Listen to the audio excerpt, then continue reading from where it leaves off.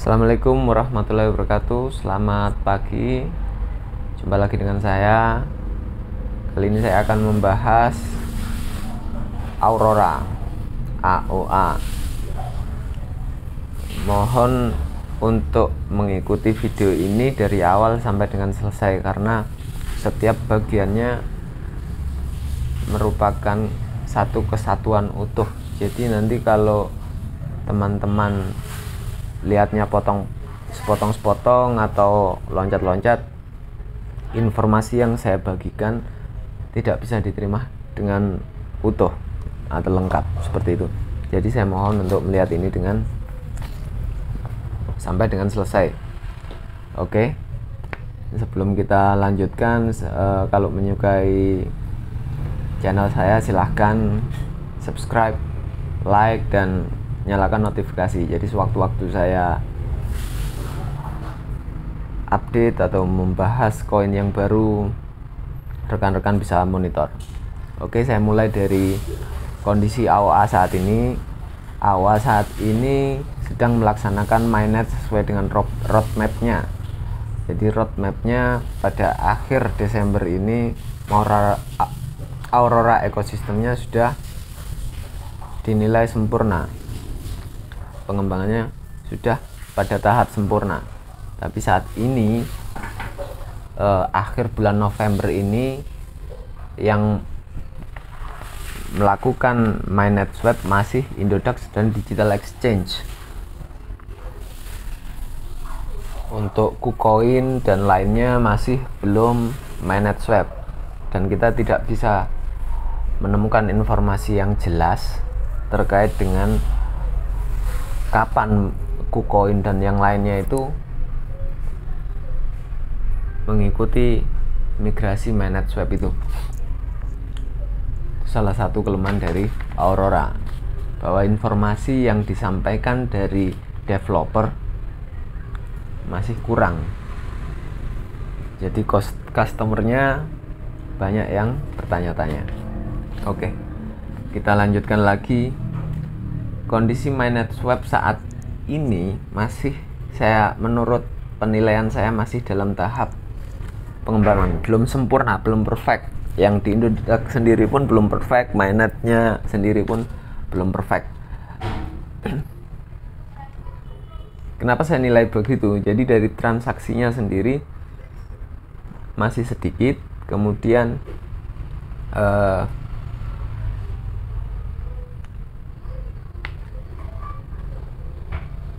jumlah koin di mainnet swap, mainnet explorer ini di yang di blockchainnya Aurora mainnet ini masih melebihi jumlah supply coin yang ada di white papernya itu, dan yang lama di IRC itu total supply coinnya 10M, sementara di Aurora browser ini, di Aurora Explorer ini, dia jumlahnya lebih dari 10M. Saya hitung, kalau saya ambil contoh ini aja yang bisa mudah dihitung. Ambil contoh ini, kita hitung berapa sebenarnya totalnya di mainnet Aurora ini saat ini, berapa jumlah koinnya. Kita lihat dulu, 1,89% ya. Saya tadi sebenarnya udah menghitung, jadi saya hitung 210 juta koin ini, dia itu 1,89%. Jadi kalau 100%-nya berarti 1,1 pangkat 10, 11M. Jadi berlebih masih kelebihan 1M lebih di mainnetnya Aurora ini. Jadi kondisinya di mainnet ini belum normal, supply coinnya masih berlebih. Apakah itu masalah? Ya tentu saja itu masalah. Nanti ketika ada audit dari Certik atau lainnya terkait dengan koin Aurora ini, kalau kondisinya seperti ini dia masih bermasalah. Masalahnya apa? Berlebih. Sementara di white papernya dia 10M, di sini dia 11M. Kalau untuk normalnya berapa? Apakah normalnya sesuai yang sudah mainnet swap Indodax dan Digital Exchange itu? Karena dia kan yang baru melakukan mainnet swap kan Indodax sama Digital Exchange. Mestinya kan jumlahnya segitu. Enggak seperti itu. Jumlah semestinya koin saat ini di mainnet swap ini mestinya 10M, normalnya 10M. Sekalipun masih 83% yang swap. Kenapa seperti itu? Karena penentuan koin ini di awal. Maksudnya saat dia membuat koin baru di jaringan yang baru, dia sudah ditentukan dulu jumlahnya. Nanti kalau memang 10 ya 10. Itu dibuat di awal seperti itu. Nah, pertanyaannya kenapa mainnet Aurora ini lebih dari 10%? Saya masih bisa terima, masuk akal. Mungkin karena memang dia masih tahap uji coba. Jadi dia melebihkan itu, nantinya sisa dari 10M ini dari 11M ini disisakan 10M, yang 1M nanti di burning. Apakah mungkin seperti itu?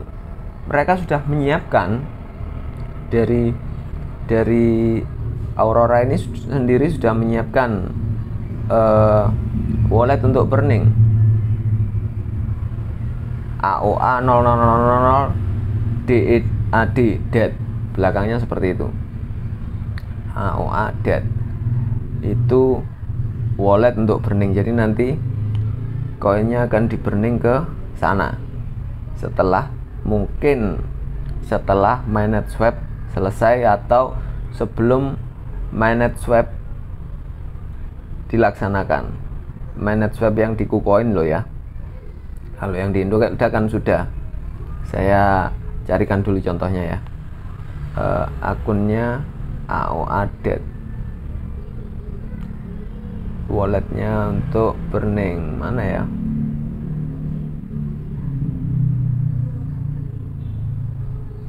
Sudah lumayan mulai banyak transaksinya, cuman tetap masih belum sempurna.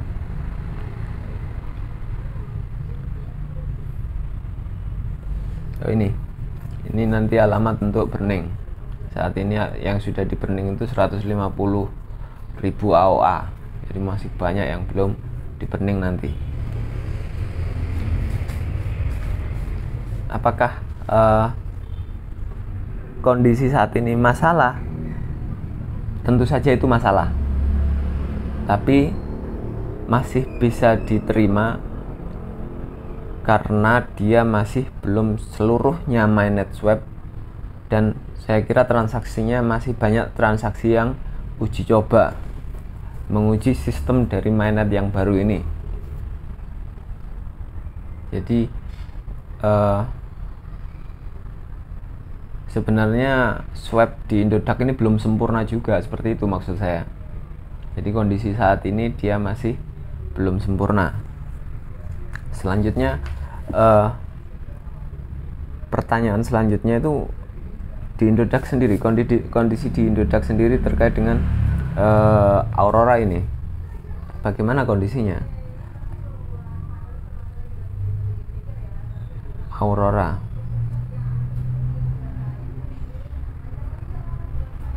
saat ini harganya Rp19 dan di sini di transaksinya Indodax ini, transaksi koin Indodax ini, kalau saya hitung jumlahnya yang ini, yang jumlah AOA yang pending order sell ini, dia melebihi jumlah koinnya di wallet Indodax.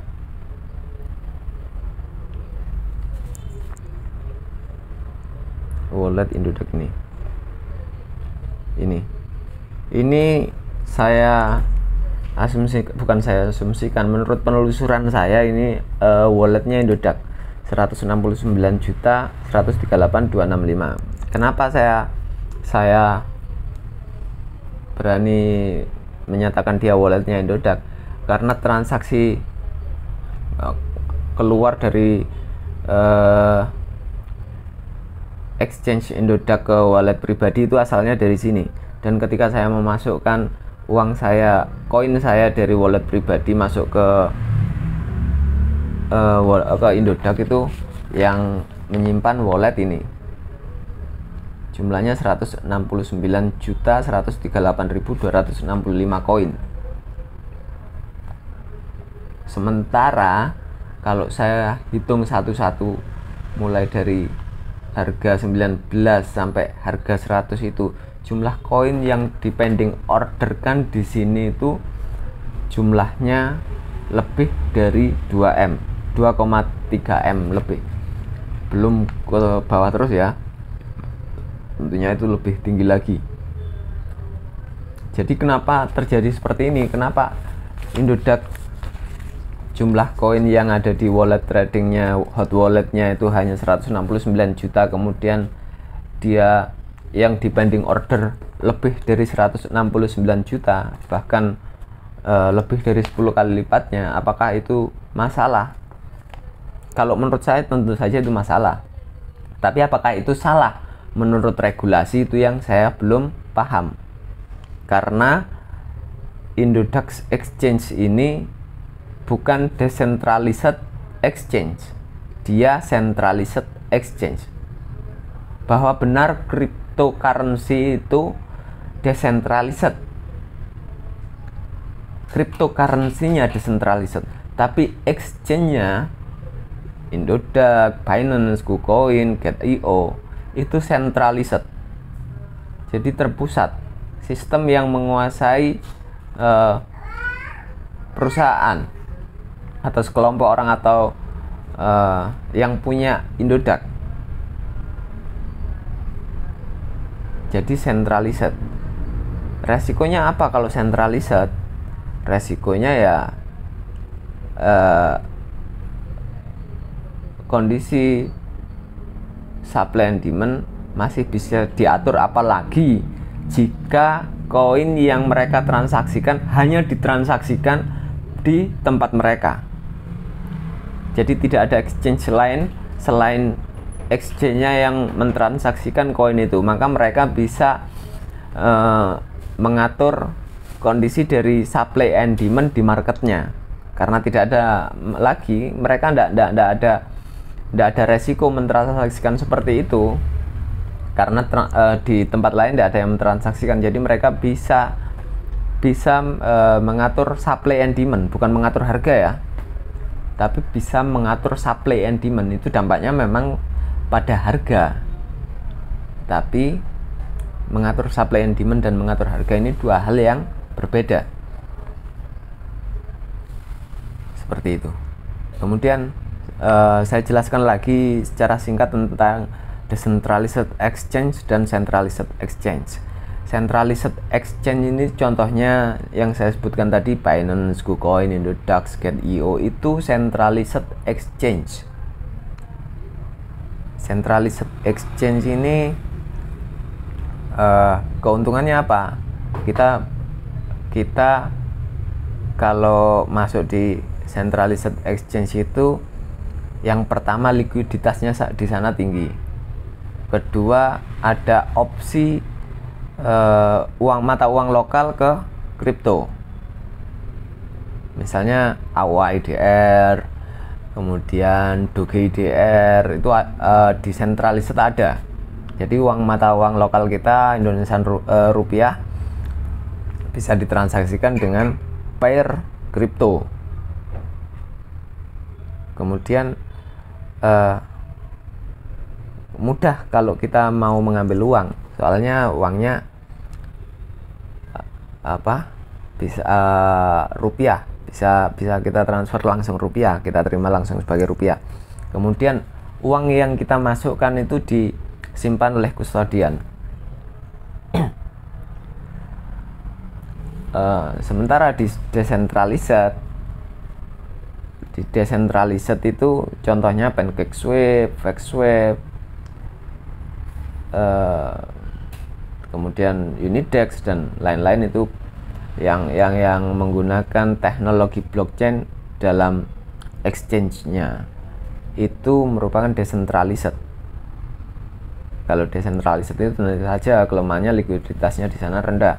Tapi di decentralized harga benar-benar dibangun oleh supply and demand yang tidak diatur oleh pemilik exchange seperti PancakeSwap. Nggak bisa siapa namanya pemilik developer PancakeSwap ini merubah-rubah supply and demand-nya, nggak bisa, karena benar-benar bisa kita lihat di blockchain-nya kondisinya. Kalau mereka memang merubah itu ya tentu saja kena audit, itu masalah. Seperti itu terkait dengan singkatnya tentang centralized exchange dan decentralized exchange. Jadi kondisinya saat ini di AOA ini, kalau kita review ulang, dia masih di mainnetnya dia masih oversupply, lebih dari 10%. Jadi nilainya saat ini di mainnet, keseluruhan mainnet ini total koinnya lebih dari 11M dari yang mestinya itu di white paper hanya 10M. Kemudian developernya sendiri komunikasinya buruk, di Twitternya juga kondisinya negatif. Maksudnya negatif ini tidak ada perkembangan, tidak ada progres, tidak ada penjelasan dari developer tentang kondisinya saat ini. Kemudian di grup AOA pun saya juga di kick karena penjelasan saya yang seperti ini apa adanya, sesuai dengan kondisinya. Mereka maunya saya membuat konten yang melebih-lebihkan atau menurut mereka tidak menimbulkan fear, uncertainty, dan tidak menimbulkan VUD. Tapi yang saya sampaikan apa adanya seperti ini. Kemudian di IDX sendiri, karena AOA ini hanya di trading pair kan di AOA IDR yang mainnet ya, yang sudah mainnet ya, itu hanya di IDX sama di digital exchange. Kondisinya saat ini transaksi melebihi jumlah koin yang dipegang sama walletnya IDX. Di IDX walletnya hanya 169, sementara yang ditradingkan lebih dari 2,3M. Kemudian jawaban dari customer service-nya IDX sendiri hanya template lah menurut saya. Mereka beralasan terkait dengan supply and demand, padahal seperti yang saya ceritakan tadi seperti itu. Kemudian kondisi dari mainnet swap dari AOA ini sampai saat ini belum sempurna. Kita tunggu sampai Desember ini bagaimana perkembangannya, karena mature sistemnya AOA ini di roadmapnya Desember. Jadi sampai saat ini menurut hemat saya kalau kita beli AOA atau menyimpan AOA, posisinya itu masih gambling.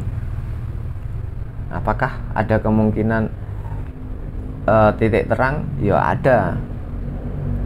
Pertama, jika mainnetnya sudah selesai atau kemudian developernya itu komunikasinya lebih baik lagi, kemudian di supply-nya mainnet ini beres, maksudnya sudah 10M, burningnya jalan, itu titik terangnya.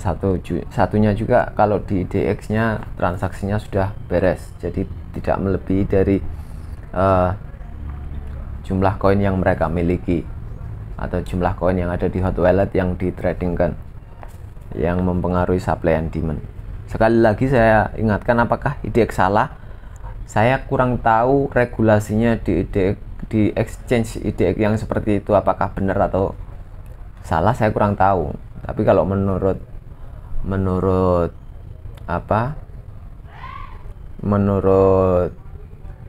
Satoshi Nakamoto yang berharap decentralized exchange adalah salah satu bagian utuh dari sistem keuangan di depannya. Kondisinya IDX saat ini itu sesuatu yang dikhawatirkan juga, sesuatu yang ingin dihindari. Tapi apakah salah? Belum tentu juga, itu tergantung dari regulasinya. Jika memang dari regulasinya sistem seperti itu salah, ya IDX salah. Kalau dari regulasinya pemerintah sistem seperti itu diperbolehkan karena dia monopoli kan istilahnya IDX ini terhadap AOA, karena hanya dia dan satunya lagi itu di digital exchange yang kurang likuiditasnya juga masih rendah. Kalau kondisi seperti ini di AOA ini dia itu monopoli, makanya dia bisa mengatur supply and demand. Ya, makanya apakah itu salah atau tidak bukan saya yang menentukan, saya hanya menjelaskan kondisi real saat ini. Itu saja yang saya ingin sampaikan hari ini terkait dengan Aurora. Saya kembalikan lagi untuk penilaian keputusan ke teman-teman mau menyimpan atau enggak. Itu saja. Terima kasih sudah mau menonton channel saya. Jangan lupa subscribe, like, dan nyalakan notifikasi. Assalamualaikum warahmatullahi wabarakatuh.